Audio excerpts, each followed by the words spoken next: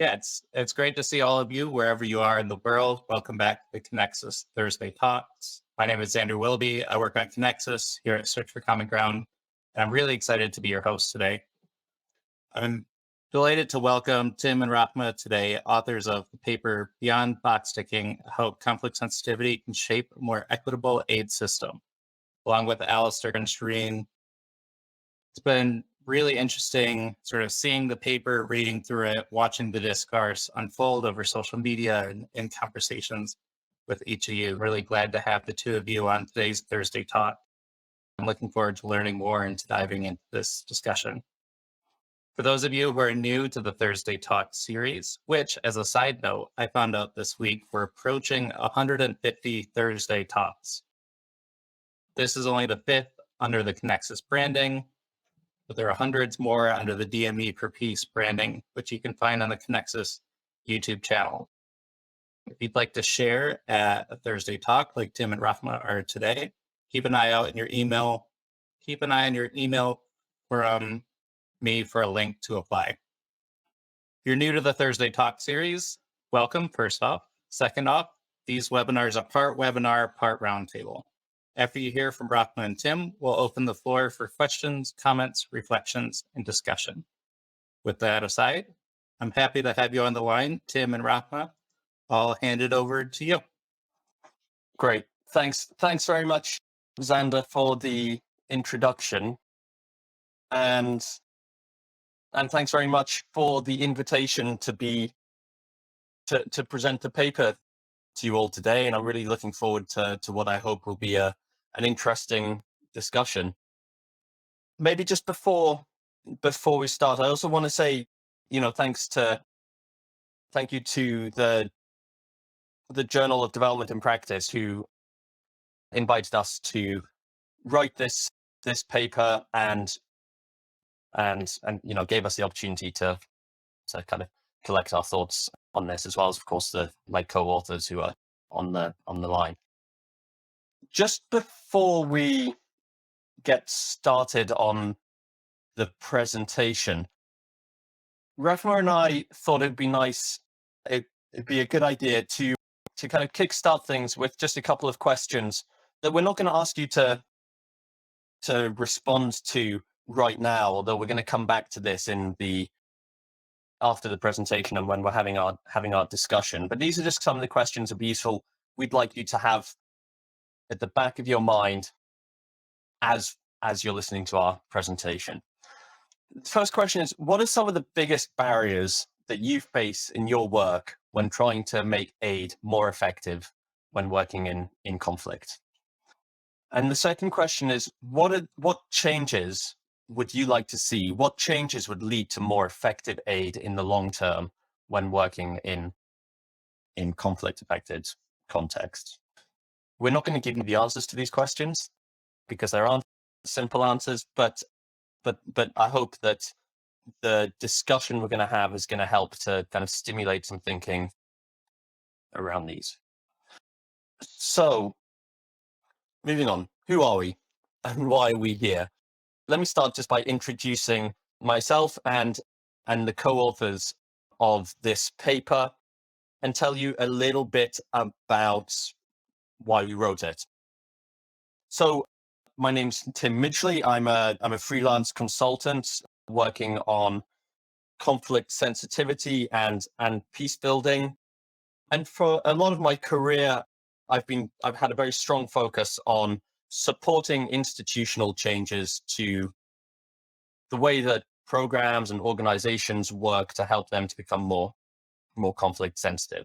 Up until last year, I was heading up a unit with Safer World, providing conflict sensitivity advisory support. And before that, I was working with other and as well as working with the UK government. So I guess I kind of see myself as a bit of an insider, if you like. I'm someone who's been embedded within the international aid system for most of my career. I'm really privileged to have had the opportunity to work on this paper with Rahma Ahmed, who's the executive director of Asal Consulting, and Rahma will will introduce herself shortly. But we also worked with Sherine El Taraboulsi-McCarthy, who currently heads up NatSen's international wing and has long experience working and analyzing the way that the aid sector operates in a number of contexts. And of course, Alastair Carr, who I know is on the line as well, who is my colleague and my friend from my days at Safer World. So the article came about out of a number of conversations that we had about our collective experiences and shared frustrations with the way that the aid sector and the aid system writ large operates, and specifically some of the ways that some of the underlying norms and the incentives that drive how the system itself, the whole system operates, works in a way that undermines, in our view, progress towards addressing some of the kind of critical issues that we've all been talking about for many years. And because collectively we felt that there are different ways of doing things. So when we were invited to submit the article for this journal, honestly, we thought it would be fun to try and organize our thoughts a bit and put them out there to see if they resonate, to see if, and hopefully to help stimulate a bit of further discussion and reflection on some of these questions. It's worth noting that this is a viewpoint article. It draws on the consolidated experience from the authors rather than new empirical data. But I hope it makes interesting reading. In terms of how the narrative and some of the discussion around conflict sensitivity has evolved over the last few years, as I noted, I and my colleagues, we've been working in this area for some time now, and I'd say that certainly for me, and really what was motivating me to be involved in this, is I've seen quite a significant evolution in terms of what we know works in terms of effective aid in conflict over the years I've been in the sector. I feel like I've seen increased levels of buy-in to the concept of conflict sensitivity and some of the related issues around, localization, adaptive programming, accountability to affected communities. A lot of the discussion happening right now around decolonizing the aid sector. These are all, there's a strong movement in the sector at the moment, and which has been growing over the years to try and address some of the kind of fundamental power imbalances that there are in the sector. Over the last 10 years, especially, I feel that things like conflict analysis have become more common. A lot of agencies have developed toolkits and policies and processes and made commitments to mainstreaming conflict sensitivity into their work. And I do think that this has contributed to some important positive shifts in how aid is developed and designed. But what I don't think it's done is translated into a fundamentally more conflict sensitive aid system. I think if we look around the world at the way that aid continues to be captured, instrumentalized, politicized, sometimes simply stolen by different conflict actors in multiple contexts, we can see, it's something that we see sadly all over the world. We also see that programs continue to be quite rigid, based on linear logic patterns. There are incentives towards more and more resources being dedicated to fundraising and reporting and leaving less space for locally contextualized programming. Power continues to be concentrated in the global capitals rather than being devolved to the people closest to the ground. And all of this is despite the fact that over the years, the evidence is clearly pointing to the need to do things differently. And the policy commitments are moving in that direction as well. And so fundamentally, the way that I see it, is that this is because the underlying logic and the administrative systems that flow out of that govern how the aid system writ large is developed is essentially pulling in the opposite direction from what the evidence and policy commitments are. I think of it as a kind of a tug of war, where on the one hand we have evidence, we have policies, we have commitments pulling us towards more flexible and adaptive programming, greater local ownership. All of the things that are embedded, breaking down silos, all these things that are embedded within the kind of the change narrative in the sector. But on the other hand, pulling in the opposite direction, we have the administrative systems and the reporting frameworks and the mechanisms that have been developed to govern how aid is designed and spent, which is essentially pulling in the opposite direction towards more centralized control, making it harder to be flexible and adaptive. So far so clear. So the next question was, where does conflict sensitivity sit within this? And I think I would make the argument that the conflict sensitivity is a really important tool for helping to highlight and challenge some of these issues. But at the same time, I think one thing we've seen over the last 10 years or so, as the narrative of conflict sensitivity has become more popular, is that we've seen it becoming increasingly bureaucratized. We've seen it becoming, in an effort to ensure that conflict sensitivity support is as practical and as tangible as possible. Arguably, the practice has itself become absorbed into the aid system as it is, rather than seeking to affect the kind of radical change that fundamentally is needed. It's become about tweaking designs and generating knowledge and adapting log frames here and there, whilst the fundamental inequalities and fundamental problems in the system remain largely beyond the purview of conflict sensitivity advice. Now, this is not to say that it's not important, but the question that we wanted to ask in this article is whether, as conflict sensitivity practitioners, there was more that we can be doing, and that we should be doing, to challenging those kind of fundamental issues within the system writ large. Let me hand over to you. Thank you, Tim. Hi, everyone. My name is Rahma Ahmed, and I am the managing director for Asal Consulting. It's a local consulting organization that is based in Somalia. And just to also talk a little bit to the motivation behind being part of writing this, is that the reality of conflict for me is very personal.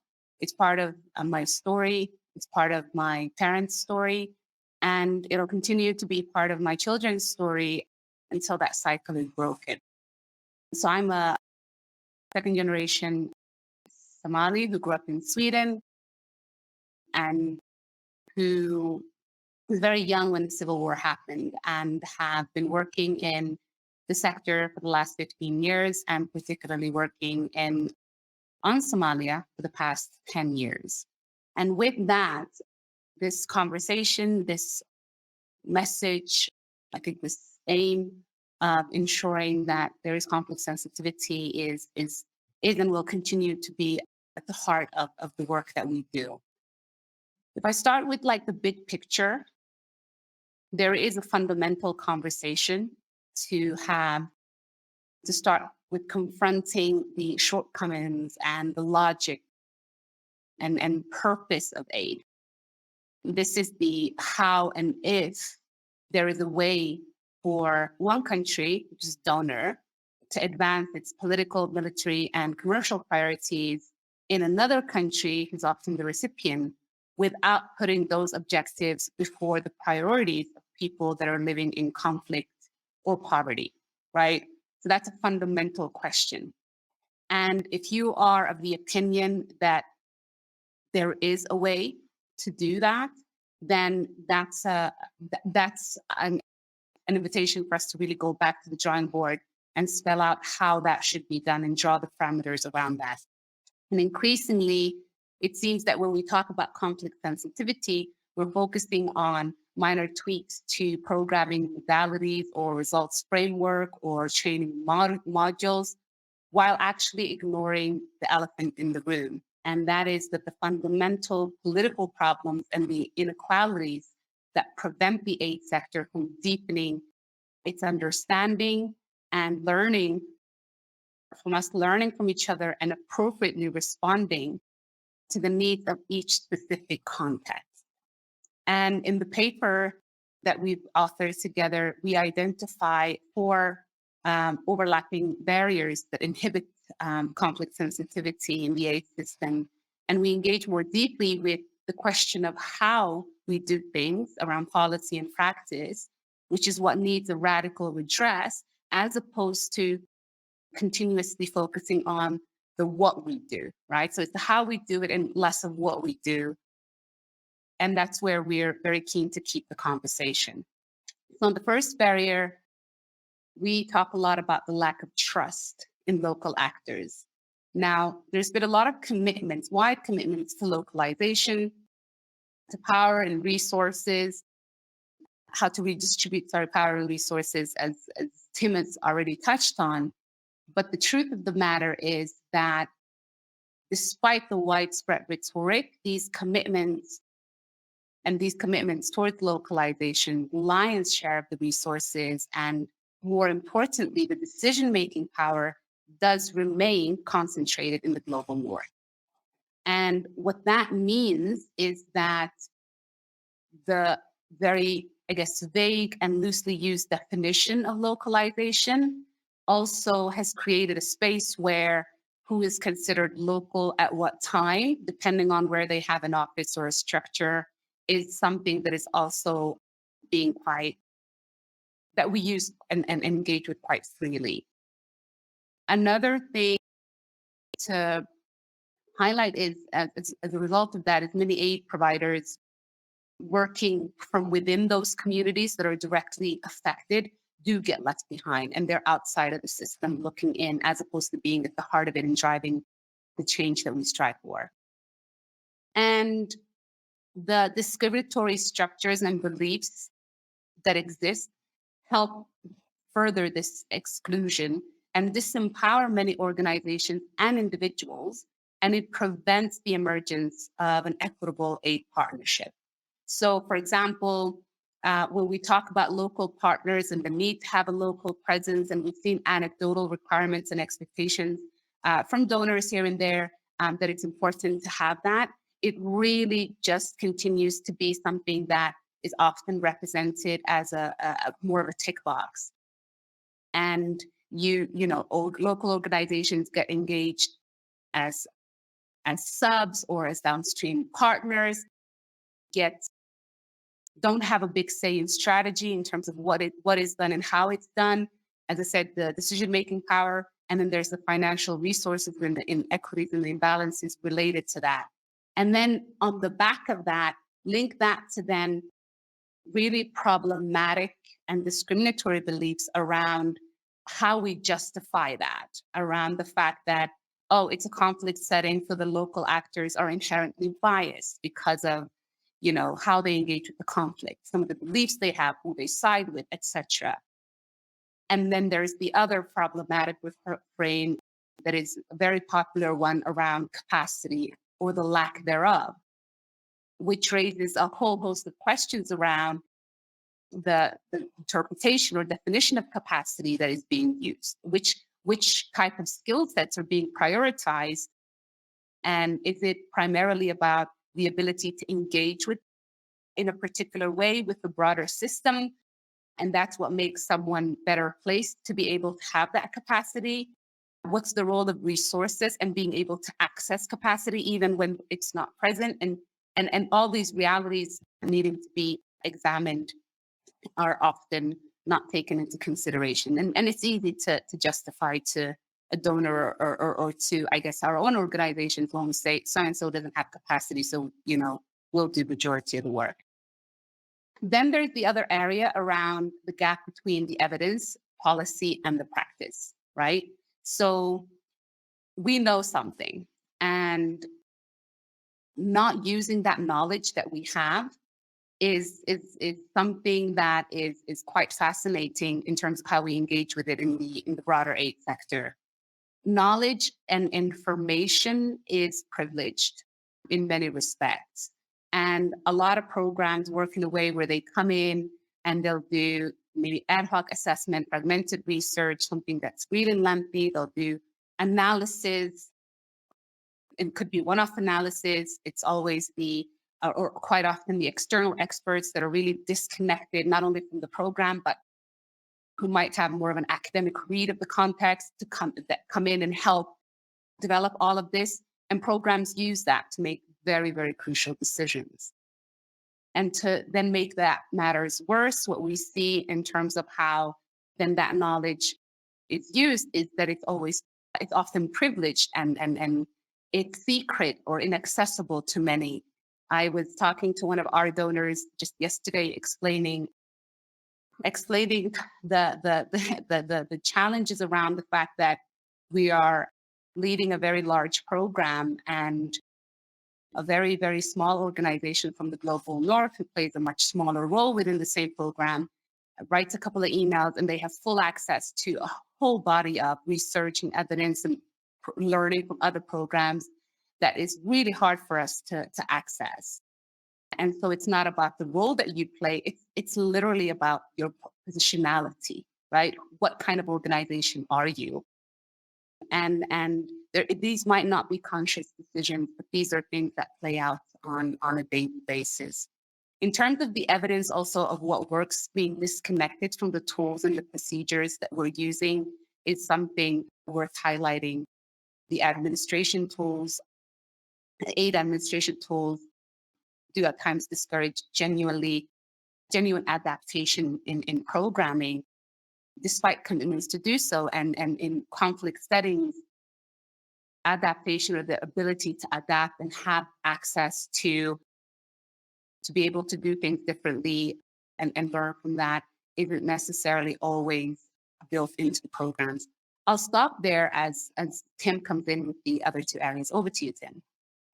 Thanks, Rahma. So You're welcome.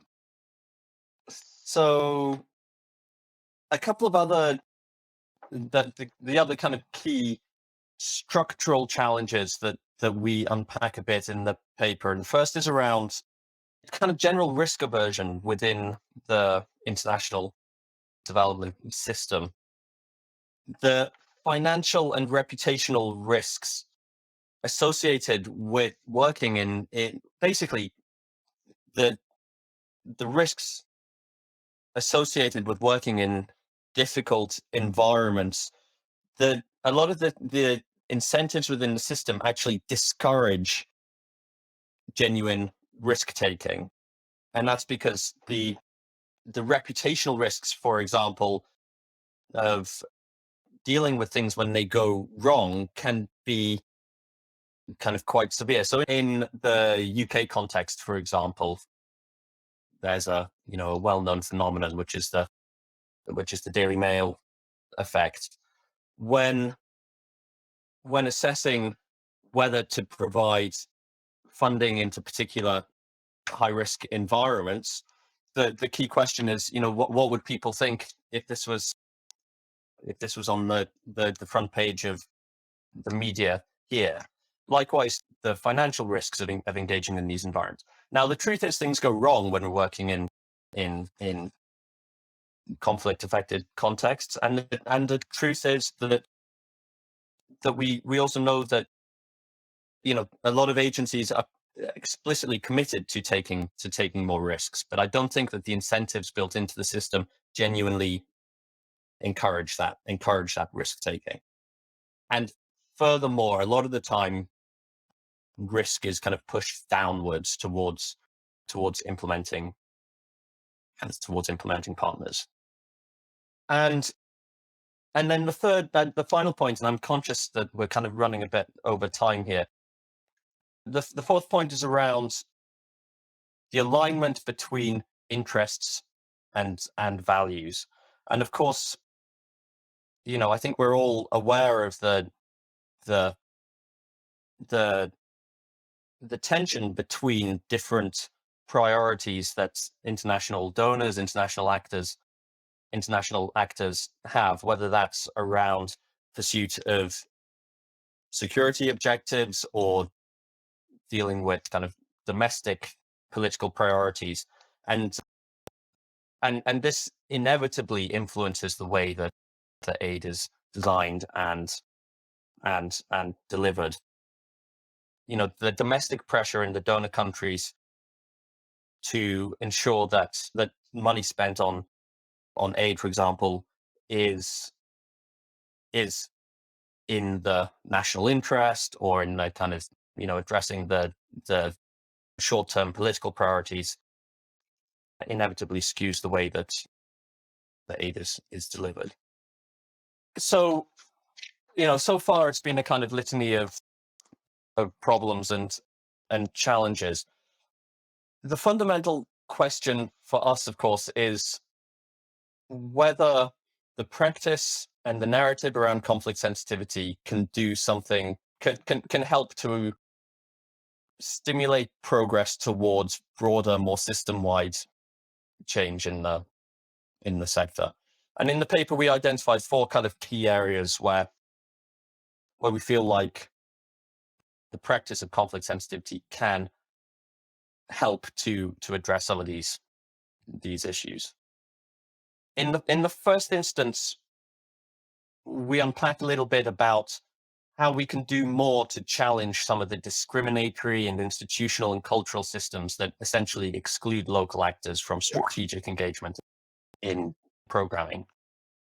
And this is fundamentally about finding ways to ensure that there are more equitable partnerships built into funding proposals, that local partners, local agencies have greater space to shape the design and the kind of strategic direction of programming rather than being seen as implementing partners only. There are a range of issues of ways that this can be done in practice, and we'd be really keen to have more of a discussion about what some of these things mean in kind of very practical terms. But just to give a flavor of what we're thinking about here, we're thinking about the ways in which procurement processes are set up, the time that's available to allow for genuine co-design between international and local partners, ring fencing of funding and kind of core funding for kind of partners in country, etc. The second area is around making access to analysis and knowledge more equitable and open. Talked about the way that knowledge is not accessible, is not open, is often jealously guarded. There are better ways of sharing analysis. We can have more open access repositories. We can have more interagency approaches to developing analysis. We can prioritize the analysis produced by local, people from the contexts where we're working, really trying to push towards information equity. The third area is around reassessing who benefits from the administrative systems and what are some of the unintended consequences of these systems. So we need to be able to look at what the unintended consequences of the kind of procurement processes, the reporting mechanisms, the accountability processes that are built into the way that the system operates at the moment are, and what does that mean? What are the impacts that has in terms of different people being able to access support? We need procurement and accountability systems that empower local and encourage small organizations, local organizations to engage. they should be simplified, that core funding for local partners is important. Importantly, I think donors need to be able to accept higher overhead costs for themselves so that they can manage more relationships with kind of small partners, etc.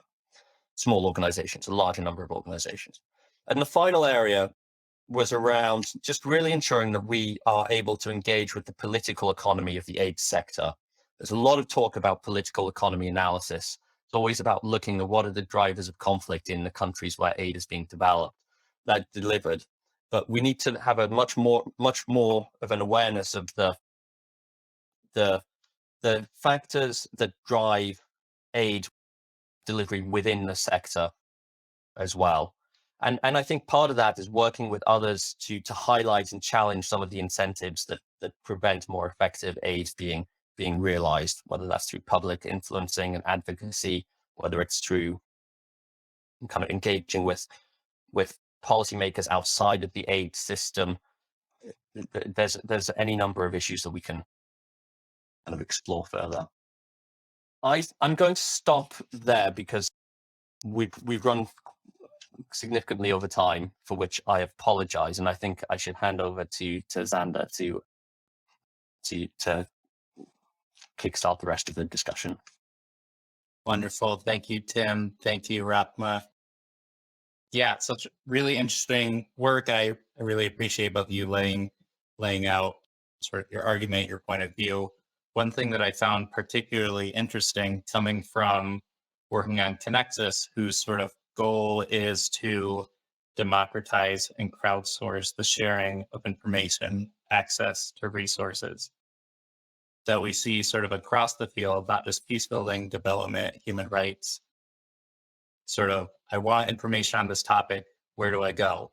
Or I created this amazing resource, where do I publish it? Do I have to go through an academic journal? Does it have to have a fancy Western logo on it to be considered legitimate? So that's one thing that we're definitely trying to do at ConnexUs, that anybody can submit their resources in our crowdsource resource library that has about 3,000 resources that come from sort of the audience here today and those listening at home down the line.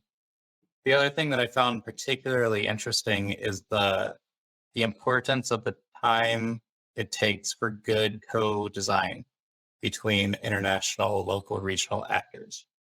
That I think often we have a timeline that say, okay, we want to get this out by September 1st. Oh shoot, we forgot to consult everybody.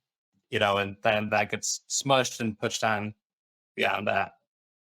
But thank you again, Tim and Rahma, for your time today. Thank you so much for organizing this webinar, and it's very interesting.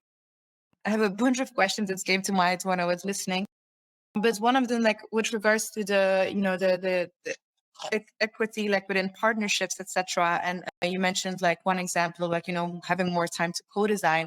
But I wonder if your report also has like suggestions, or also looks at maybe the fact that when we're working with local partners, the reason why they can't work directly with donors is because of like all the the requirements, the heavy administration, etc. And whether there's not like possibilities to redesign that. Like, is it really necessary for local partners, for voluntary groups, for people who are doing amazing work to follow all these all these reporting, admin, financial obligations? Like, is there not a way to like simplify some of these procedures? I wonder if there are any thoughts on that, and if there's like way to relook at everything that's, when we work with an international donor, like what are the things that we can cut and maybe are not entirely necessary and just burdensome procedures? Thanks, Christine. And let me give you some initial thoughts from me. I mean, you've hit the nail on the head with the question there. In my view anyway, it's the complexity of many of the kind of administrative processes that agencies have to deal with in order to access support that really inhibits the ability of international donors to put into practice some of their commitments around diversifying their support, diversifying who they provide support, working in in with directly with local agencies, etc. A lot of the organizations are very much aware that this is how good development action, good what good development will looks like. So it begs the question: why are the systems so complicated? Why are they like that in the first place? And in my view, the reason is because the systems become more like the accountability systems, the reporting systems become more and more complex because the donors have the it's a way of managing risk. It's a way of managing. It's a perceived way of managing risk. But I would argue that actually sometimes it's all it's doing is hiding risk, shielding risk rather than actually managing it, because it is limiting the ability to actually take the evidence and turn it into good practice. For me, I think about like budget templates, for example. I've seen so many budget templates that are so complicated that because it's driven by a desire to ensure that there's a clear line between every pound or dollar that's been supplied to exactly kind of where it's going, for perfectly understandable reasons. But when it becomes so complicated, then you actually end up with a very, very narrow group of people who actually have the capacity to manage those kinds of budget templates. And I'm not just talking about international agencies. I'm talking about a small subset of international agencies who have the kind of the ability to do that, to kind of manage that. So your question is what could be done to simplify those. I mean, I think there's a whole range of things that could be kind of stripped out, that could be made much more accessible, and it would be I really believe it would be a win-win for everyone, I'm talking about donors, but it's not just donors, it's also big international agencies face the same pressures.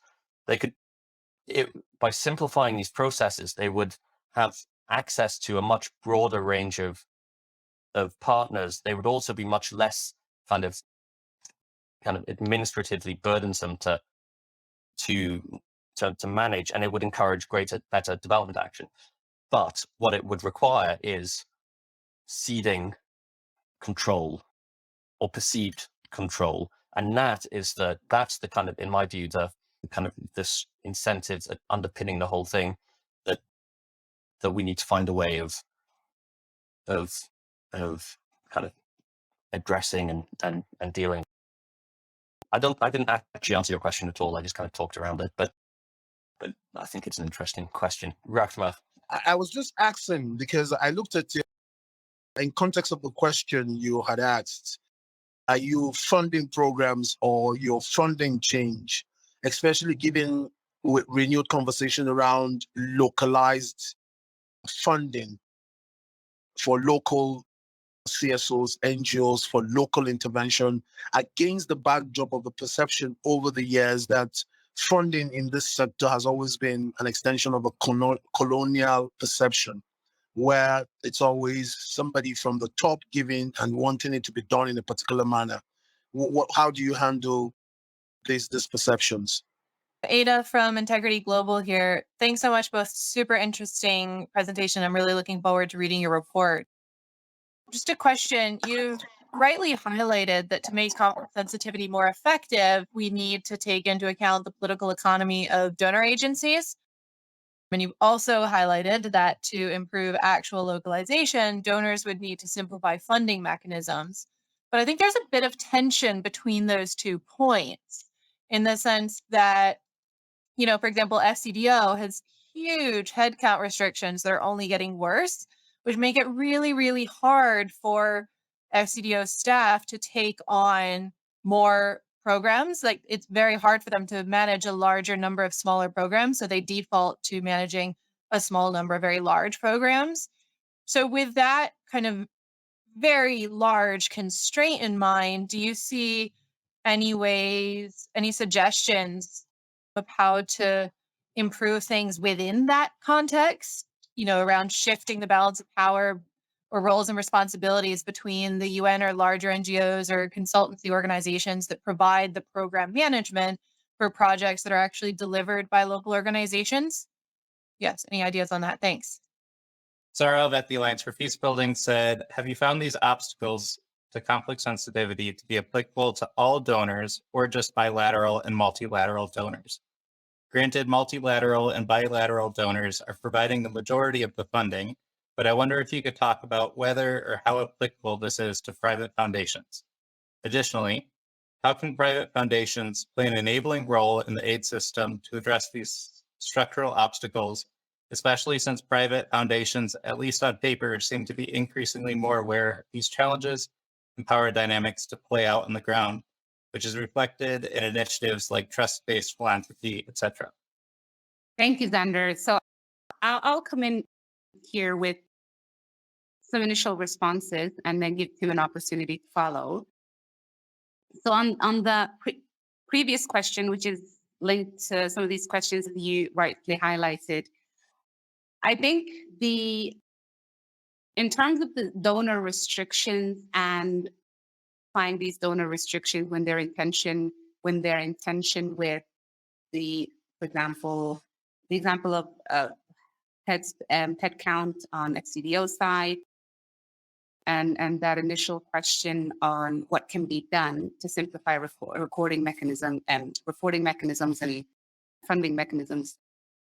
So it comes back to this question that we've raised here. It depends on where you sit on the spectrum. And I believe that if you are sitting from a donor perspective, even where there are policies like national policies that prevent you from being able to make big changes, there are still changes that you can do at your level. If you are sitting on the side of an implementing organization or a traditional partner like a big NGO or a big private sector company, I still believe there are things you can also do on that front. Let's look at what these examples are. FCDO was used as a particular example, and I'm so happy that was the specific donor that's the example, because the experience we have with FCDO and some of the steps they've taken to help try to work in a manner at the local level that unlocks and addresses some of these is by using the authority that they have within the restrictions of having to use, say, big UN agencies or big development contractors to help manage this. And you're correct, they are in a position where the very big pieces of procurement is easier managed by some of these larger systems. However, what they've done is they've taken steps to equalize how those partnerships are changed. One, they've made demands in some of their procurement where they've said you have to bring a local partner on. Like, that's a requirement. The second thing, something that we experienced ourselves, was they removed the inequality that could come from having to negotiate around budget by saying we're ring fencing this amount, that's just going to go to the local partner to do their work. And you only have this amount to work with. So that immediately puts the lead organization, whether it's a UN agency or a big contractor, in the position where they're limited in terms of how much they can say only they can do. And they have to go out and not only find partners who can fill up that budget, but also help the partners be able to do that.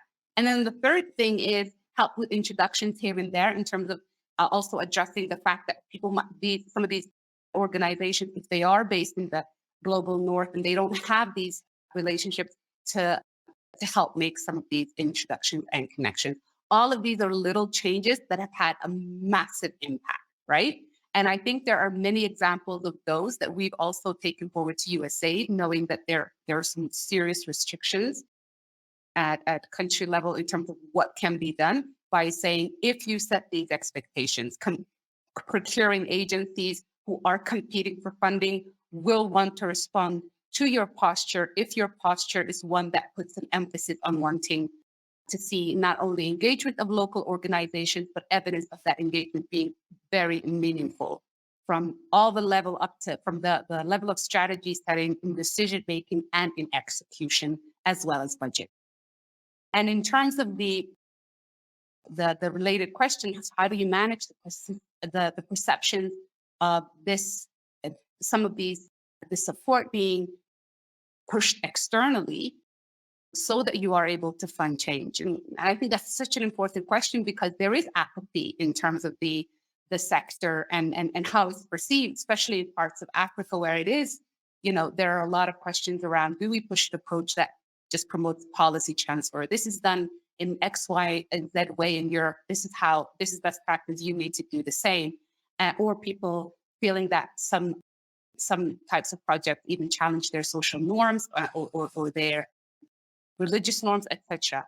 And part of addressing that is actually through localizations, to making sure that the change that you are pushing for comes in the shape and form of someone who looks and feels and talks and thinks like the people you are wanting to engage with, because then that comes across as less invasive. It comes across as less of an external agenda being pushed on people, and actually increases the chances of people engaging more meaningfully and taking ownership of the desired change that we're working towards. And then on that last question around the obstacles applying to all donors, I think the main difference that we've noticed from where we sit, at least, between government donors, like bilateral donors, multilateral donors, is they are engaged with various parts of the world, the various countries, through big country strategies, and may have other political considerations and strategies or processes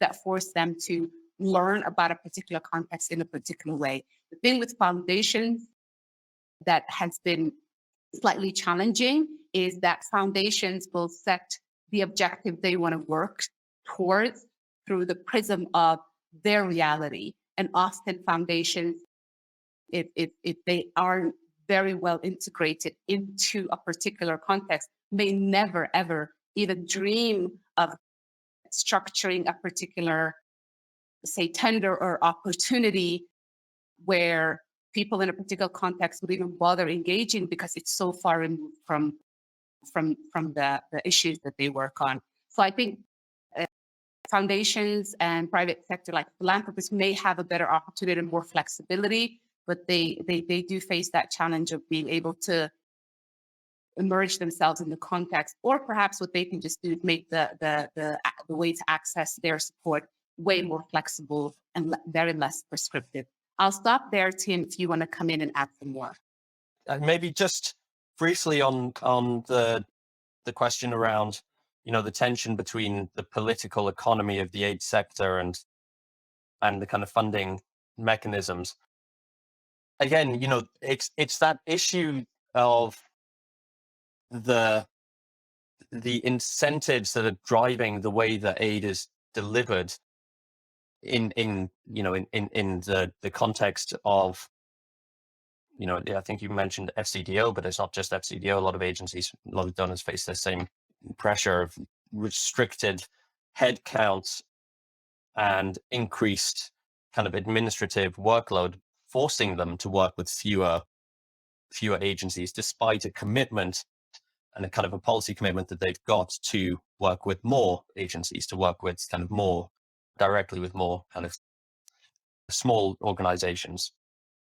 And I think that when I'm thinking about, the political economy of the aid sector and the donors specifically, I guess for me, it's something that kind of needs to apply across the whole sphere of action in the aid sector. I think of the example of the 0.7% commitment increased aid budget in the UK.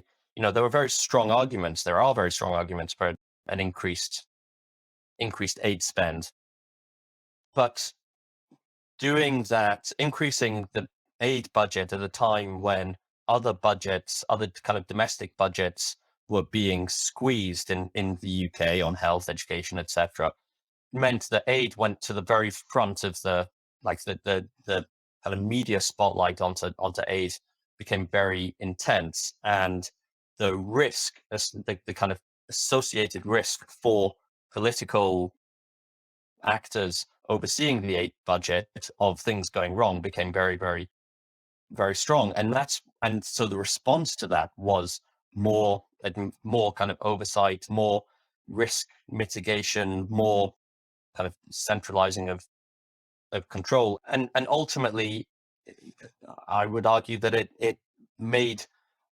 delivering aid in a conflict sensitive way harder because of those kind of the broader context in which that was in the UK, within which that was happening. So that's kind of taking it in a different direction to the kind of very practical responses that Rahma provided. But for me, that's kind of an illustration of why we need to make sure that we're looking at as much at the way that the incentives within the aid sector operate and the potential unintended consequences that they can have, as well as, you know, looking at the kind of political economy dynamics in countries of where the aid is being spent. Let me stop there. Thank you, Xander. Thank you both. Yeah, this sort of goes back to the reporting. I completely agree with the track of, you know, and the reason for putting more trust into the local actors by working with them to remove some of the cumbersome reporting details. However, in working in a lot of the conflicts environments that I've had experience with, what you're faced with is an inability to access a lot of these places. So you're sort of managing, there's an increasing focus on doing a lot of work remotely in a lot of these hot places. And so you're not able to be on the ground in some cases where you're granting local partners that really have the buy-in with communities, that are from the local communities, that have identified the problems and have really good ideas for solutions. So in that case, having too much of the strict reporting requirements as required, for example, like a funder like USAID, does impede the ability of nascent organizations to participate. However, it also, having the strict reporting requirements does help ensure that the corrupt practices are avoided, that procurement practices are upheld to a certain standard. And it also sets a standard by the communities to say that someone is requiring them to provide reports to make sure someone is following up on the kinds of activities that they're doing. So I think, you know, my question or something that I grapple with, you know, how do you thread the needle with wanting to really apply conflict sensitivity and really localizing the initiatives, but at the same time ensuring that there is credibility with the efforts that's being taken. You're avoiding corrupt practices that could create more problems in that community. Thank you. First of all, thank you very much for the great piece of the work that has been done. I was just thinking about the conflict sensitivity in the context where I am from, which is, let's say, insecure and fragile country. And then a question is coming to my mind about applying conflict sensitivity in a fragile situation. Most often in such context, the implementer are national NGOs, local NGOs, and what we can do to make sure they have better skills of conflict sensitivity, but more importantly than having the skills, how they can apply such skills in their programs. Though they understand, the local NGOs understand the concept, but when it comes to the evaluation of conflict sensitivities, one would find many challenges how the national implementers are working along the sensitive conflict sensitivity approaches. Because most often, like, they know the definition, they know the concept, but due to the insecurity in their context, they find conflict sensitivity very challenging to implement in their projects and programs. Thank you. Thank you, Ahmed.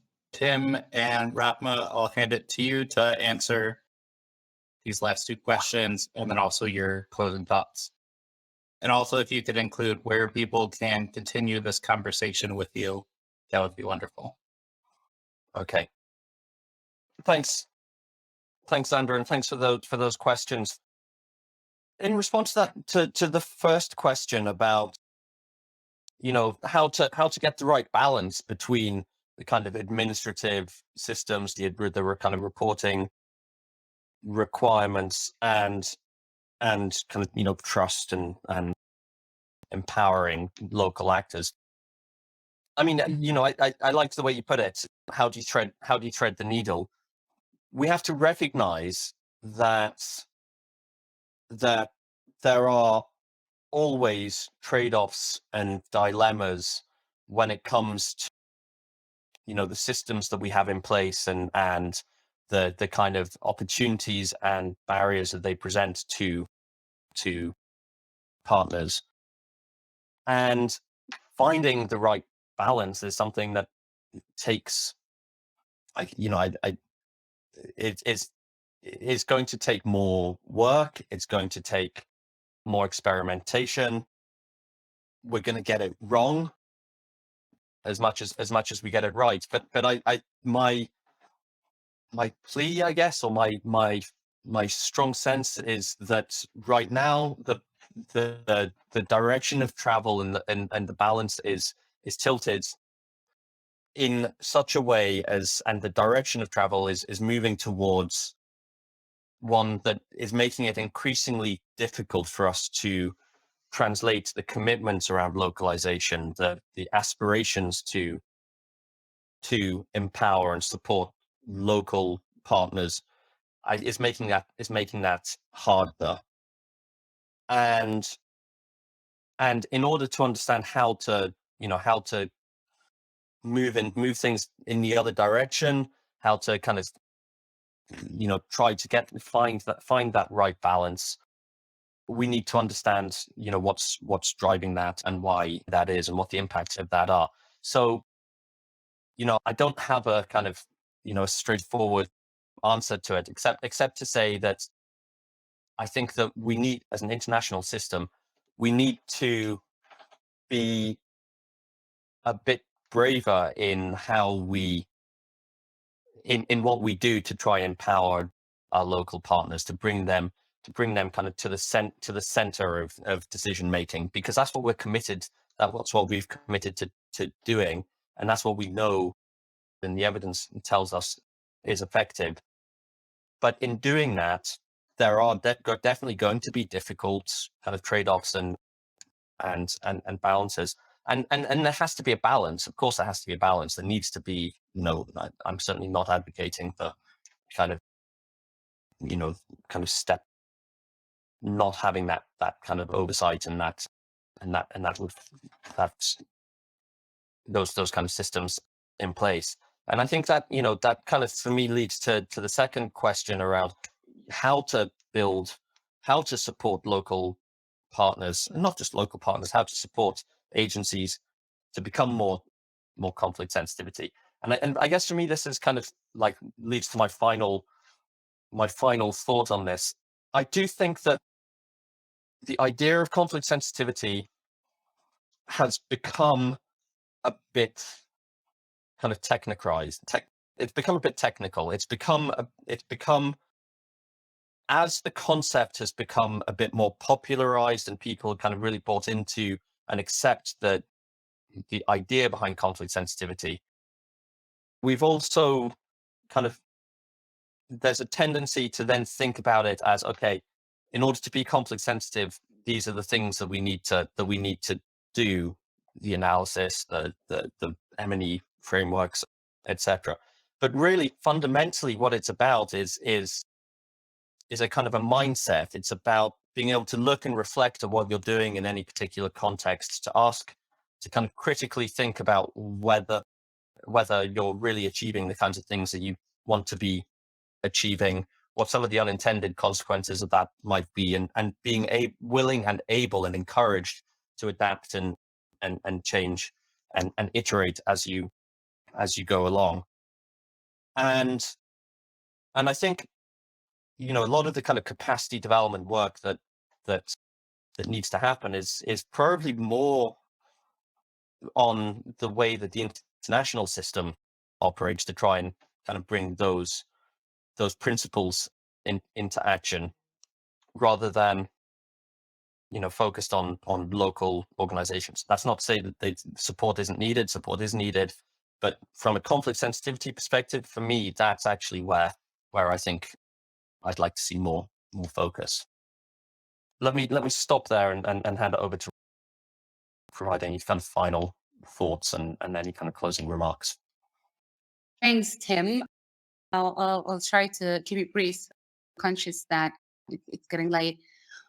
So on the first question, I think human nature is what it is, irrespective of the particular context you're in, i.e., what you're seeing, some of the behaviors we experience and the challenges we face in a conflict setting.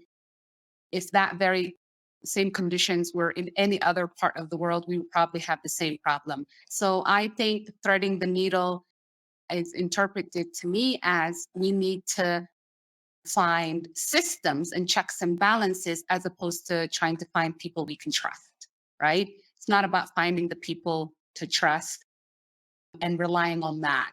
So one challenge I've seen a lot of donors and agencies experience is with remote management, especially in these types of contexts, and especially when there is a crisis and things are happening very, very fast, is that we see an over-reliance on those who we feel can manage that context for us in an easier way. And they might even be remote, and then they're relying on someone who's relying on someone else. And there's just such a long chain of passing the responsibility for the accountability down that chain. And it's a very risky way to operate, but sometimes it's a must to avoid carrying the risk directly. So if you get a big INGO who says, I'll carry that risk for you, but they too are working remotely, then that's become a way to operate.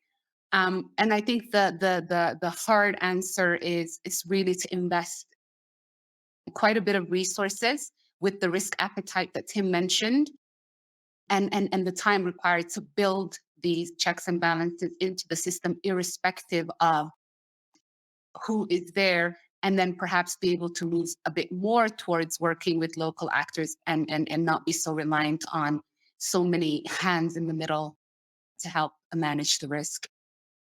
And I know it's easy to say, but it is a long-term investment that I think removes the focus from individual behaviors to rely more on objective ways of making sure that we reduce risk of misappropriation, or reduce the risk of having zero impact. In terms of the second question, I think that is absolutely one of the most important questions. And from a local perspective, it is really hard to engage with conflict sensitivity because of yes, it is very technical, but also it is just not conceptualized for the consumption of the other side. You can start with language. You can start with how we integrate it. You can start with looking at how conflict sensitivity, when being worked into programming, who is driving the thoughts. If we are training or trying to build the capacity on conflict sensitivity, who's leading on that training? In what language is it done? How are the concepts explained? What's the role of the local authorities? How is it integrated to the local way of doing things and explained in that way? I think there are many liberating structures and approaches that we can explore in making sure that we move conflict sensitivity to being an approach, like a societal wide approach, as opposed to particularly a programmatic one. And until we do that, it's going to be really hard to address the inequities that are produced by trying to be more conflict sensitive. I'll stop there.